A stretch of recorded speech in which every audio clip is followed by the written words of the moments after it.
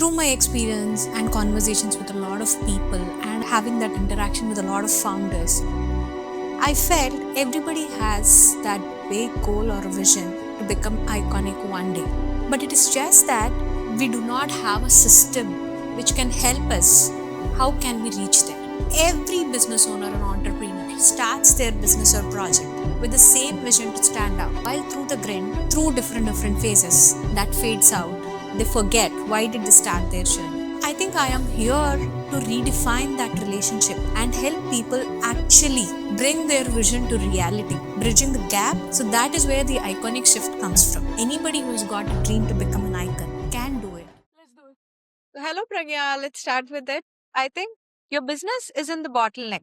Your thinking is. And let me tell you, most founders don't hit a revenue ceiling. They hit a psychological ceiling, which they think is about revenue. So you cannot scale a great business with an outdated internal operating system. And today, let me break the biggest myth. Growth mindset is not about positive thinking. It is about internal expansion. So true. Dr. Divya, we have seen the same thing. So what we are seeing in service businesses mainly, be it agencies, be it consultants, solopreneur, coaches, that revenue is increasing. But internally, founders, they feel stretched out. And why that is happening? Why, when you say that a growth mindset, that term, what did that actually mean for a six-figure founder? Can you decode that for us, please? That's an interesting question. Well, I would say growth mindset, especially at the level of six founders, business owner, I would say it means identity expansion. It means the ability to make bigger decisions without shrinking. It means to delegate without feeling anxious. And it means to hold uncertainty without getting panic about it. And most importantly, it is to detach their self worth from the outcomes. It also means to raise their standards without feeling guilt. And these are where most founders want business growth, while very few are prepared for personal expansion. And your business expands only at the speed of your identity and never beyond it. So, growth mindset is definitely not about being optimistic, it is about holding that capacity, it is about that emotional resilience. That's a good point actually to note. So what you think, what are the biggest thinking traps there? So let me tell you, I think the biggest traps are control disguised as leadership or perfectionism disguised as excellence. And I see this with most of the people. It is overworking disguised as commitment. I mean, you are confusing humility to shrinking again. And it is about fear of visibility disguised as strategy. So every ceiling sounds very intellectual and intelligent, while underneath it, there is a fear which is stopping you from that growth.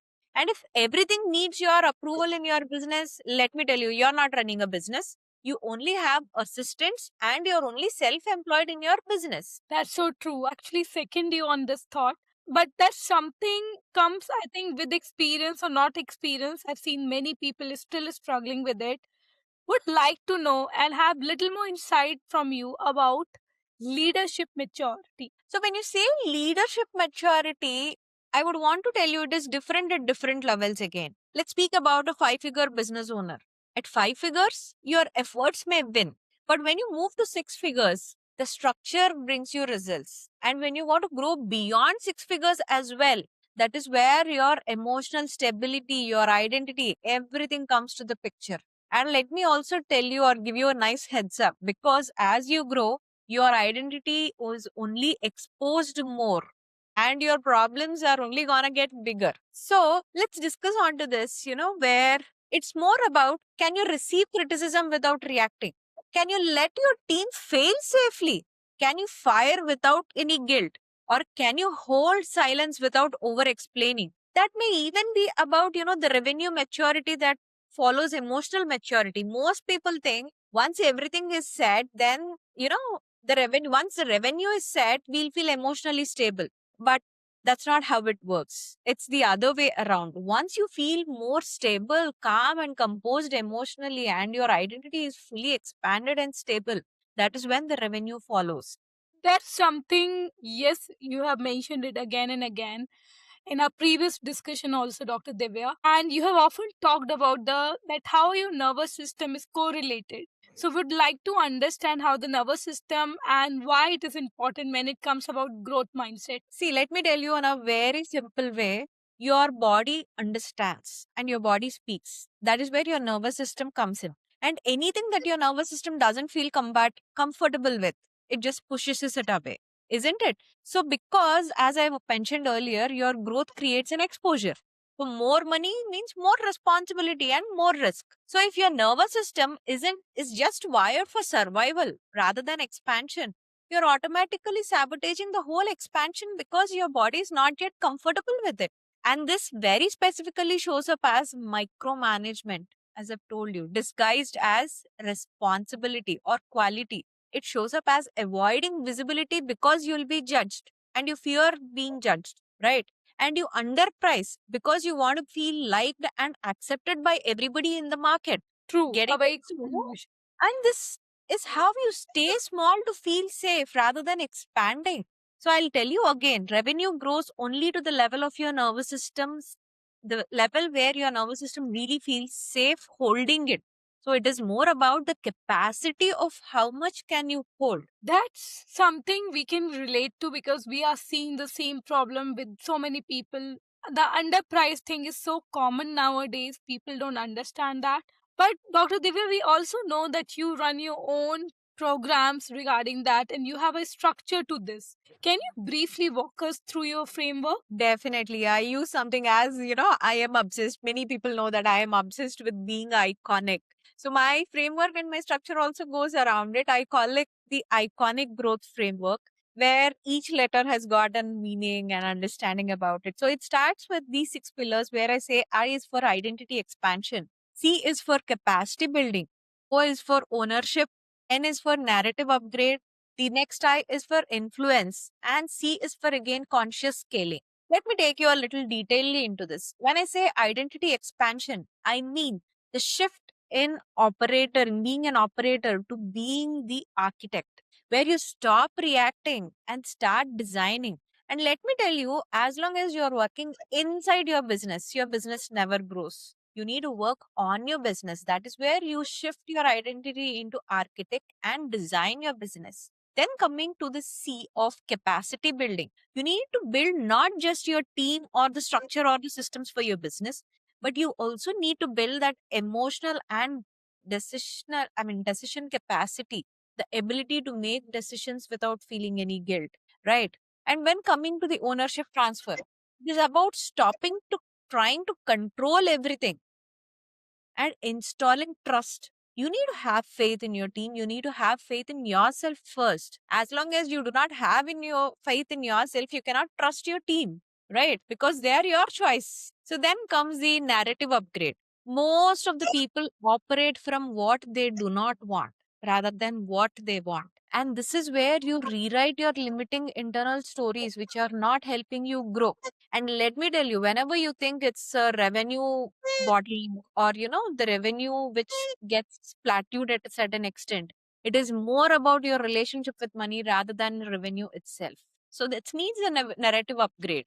And next, I coming to influence maturity. It is about how calmly are you leading your team or your business? How well are you communicating? Are you really being that person who's becoming a brand and influencing the market rather than waiting for some opportunities to show up for you? So it's about building that influence as well. And there comes C, which is about conscious scaling. And this is my favorite. Are you able to think long term? Are you able to really strategize your day as per strategically? I mean, because are you just using your time in a day to get into some tasks and doing them, or are you taking time to what actually matters? And I would say this time management and delegation are really critical for people who are growing beyond six figures. And so yeah, scaling income without scaling identity only creates anxiety. That something is hitting to the bullseye because Dr. Divya, we are somebody who is meeting people, founders, brand owners, and now your iconic growth mindset framework actually clearing the doubts which we feel. We have seen people who have right amount of money, but then they want the growth, but they don't want to come out of their comfort. But it all not outside, it is all inside them. You are right, their own Yeah. expansion is the problem because they are not expanding as per their internal things. And I'm so amazed that you have put down all these things in such a simple iconic word that might sound a very regular word, but it holds the whole power of a growth mindset. That's a very nice point you have raised here. May I know, if somebody who's listening to it and they feel stretched out, like right now they're not in a right state of mind, they are feeling stretched out, they have everything, but still bottleneck situation they are facing, what should they ask themselves? I really love to talk about this because I have experienced this with a recent client of mine as well. Let me tell you, most of the people, when they are in a crux of something, they only ask, how do I generate more revenue? Isn't it? I'm sure your clients also must be coming to you for the same question of how can we make more revenue. But I would want you to pause there and ask the question to yourself that who am I being while running or doing this task or running this business? Am I really being the person that the business needs, or am I being somebody who's stuck in my mind and running pushing something and waiting for something to work? So in simple, I want everybody to ask themselves, who do I need to be to hold that next level? Because anywhere you go, the be do have framework follows. As long as you're not being that person and doing what you need to do, you'll never have what you actually want. So that's one simple question that you can ask. And let me tell you, growth, there is a misconception that growth is about doing more. No, growth is never about doing more. It is about being more. It is about having the capacity to hold more. What do you think? I actually agree to it. Why? The reason we are having this conversation, because I come from a background where people approach us for business consultancy, for GTM, for the launch of product, and that is so rightfully said by you. People, they are not becoming and they are not ready to become the next level, and then they put down all the blame on the other people. You have put it in a right manner, and it's such a common notion. And I always tell people, your business start before on a paper here in your mind. If you Absolutely. don't have a growth mindset, how can you even think of raising fund, doing something, launching a product? It all is start. I'm so happy that we are having this conversation. And to all the people who are listening to this, if this conversation resonated, we are opening a founder growth diagnostic.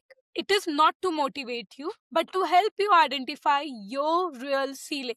Be it strategic, be psychological, but try to understand who you are at this level, and are you even ready to go for your next level? So just let us know. You can DM to us, you can write to us. We will be sharing links with you. Reach out to us and we will be there to help you out. Thank you. Thank you, Dr. Divya. Thank you so much. It was really nice having this conversation. Same here. Thank you. Thank you. It was